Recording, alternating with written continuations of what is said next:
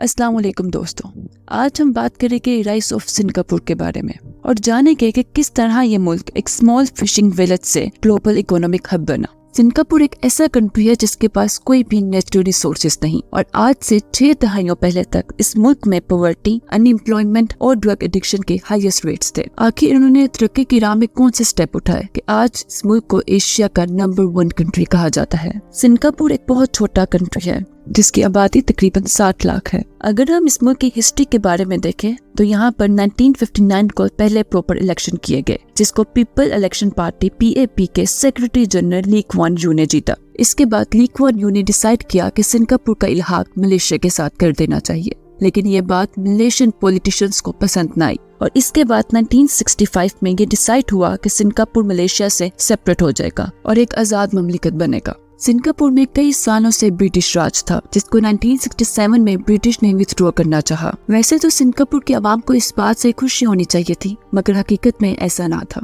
क्योंकि ना सिर्फ ब्रिटिश ने उनको एक आर्मी दी बल्कि बहुत सी जॉब्स भी प्रोवाइड की। और अगर ब्रिटिश राज खत्म होता तो सिंगापुर के पास ना तो जॉब्स रहती ना ही कोई आर्मी। इसीलिए ली क्वान यू ने रिक्वेस्ट किया ब्रिटिश से कि उन्हें कुछ और साल दिए जाए, जिस पर बरतानिया ने उन्हें 4 साल की मोहलत दी और इसी तरह विथड्रॉ की नई डेडलाइन 1971 को तय पाई। और फिर यहाँ से ही सिंगापुर की हैरानकुन तरक्की का एक नया बाब शुरू हुआ।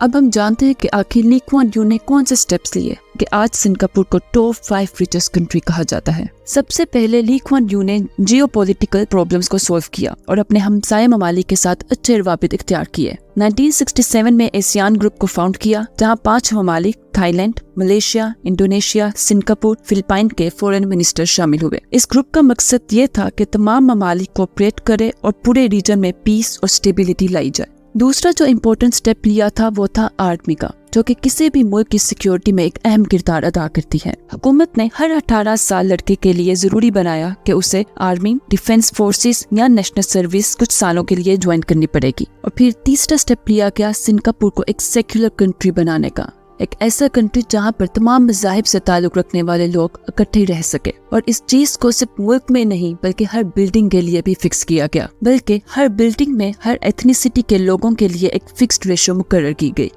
और इसके बाद चौथा स्टेप एजुकेशन के हवाले से लिया गया, जिसमें 1966 के बाद पैदा होने वाले हर बच्चे के लिए प्राइमरी एजुकेशन को कंपल्सरी करार दिया गया। और आज सिंगापुर में बहुत कम फीस के साथ हाई क्वालिटी पब्लिक एजुकेशन दी जाती है।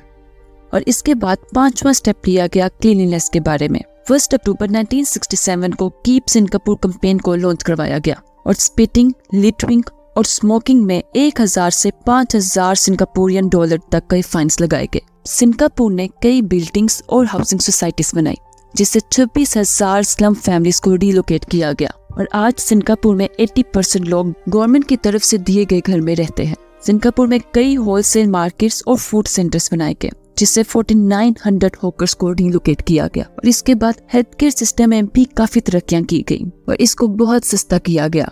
सिंगापुर का ट्रांसपोर्टेशन सिस्टम दुनिया के बेहतरीन ट्रांसपोर्टेशन सिस्टम्स में आता है, जो नहायत सेफ और क्लीन है। सिंगापुर में सबसे ज्यादा टैक्स कार्स पर है, क्योंकि सिंगापुर की पॉपुलेशन डेंसिटी 2nd हाईएस्ट है दुनिया में, जो कि 8592 पीपल है पर स्क्वायर किलोमीटर। इसीलिए सबसे ज्यादा टैक्स कार्स में लगाया गया कि अगर ज्यादा कार्ड्स होगी तो लोगों के रहने के लिए जगह कम पड़ जाएगी। और अगर हम बात करें कि सिंगापुर की आमदनी का बुनियादी जरिया क्या है, तो सिंगापुर की गवर्नमेंट बहुत सी कंपनीज को ओन करती है, जो कि काम करती है ट्रांसपोर्ट, मीडिया और पावर सेक्टर में।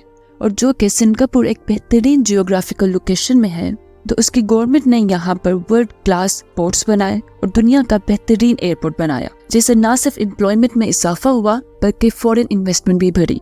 सिंगापुर ने बिजनेस को आसान करने के लिए बहुत से स्टेप्स उठाए और इसी वजह से आज सिंगापुर ईज ऑफ बिजनेस के नाम पर 2nd कंट्री है। सिंगापुर में करप्शन को खत्म करने के लिए गवर्नमेंट एम्प्लॉयज और पॉलिटिशियंस को बहुत ज्यादा पे दी जाती है और अगर इसके बाद भी कोई करप्शन करे तो उसे $100,000 का फाइन और 5 साल जेल की सजा मिलती है। सिंगापुर की तरक्की से जो हमें मेन सबक मिलता है वो है कि to transform a nation it doesn't require a natural resource, it just needs a good leader. का शुक्रिया। अगर आपको वीडियो पसंद आई हो तो लाइक करें, शेयर करें और चैनल को सब्सक्राइब करें।